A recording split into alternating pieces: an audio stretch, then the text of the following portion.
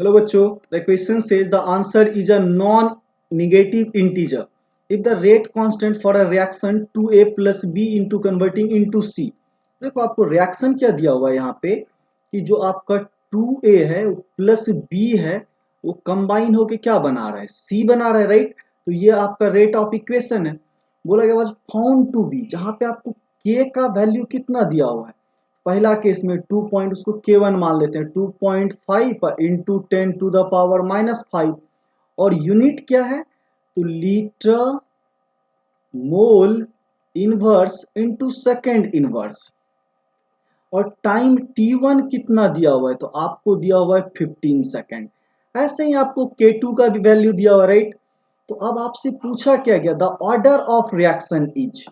तो अगर आपको पता हो कि राइट ऑर्डर ऑफ रिएक्शन, इसको अगर हम लोग n मान लें तो आपको पता है कि यूनिट ऑफ k अगर लिखना हो तो ये क्या हो जाता है आपका mole per litre to the power 1 minus n into second inverse.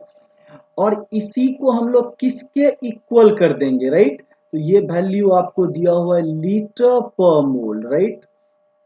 Litre पर मोल इनटू आपको सेकंड का इनवर्स तो है ही।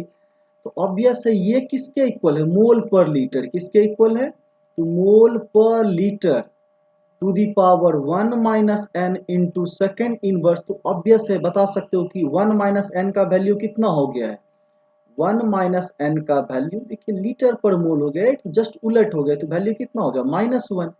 तो यहाँ से क्लियरली n का वैल्यू आप क्या बता सकते हो कि 2 होगा और ये ऑर्डर क्या हो जाएगा रिएक्शन का सेकंड। तो यहाँ पे फिल क्या हो जाएगा 2, राइट।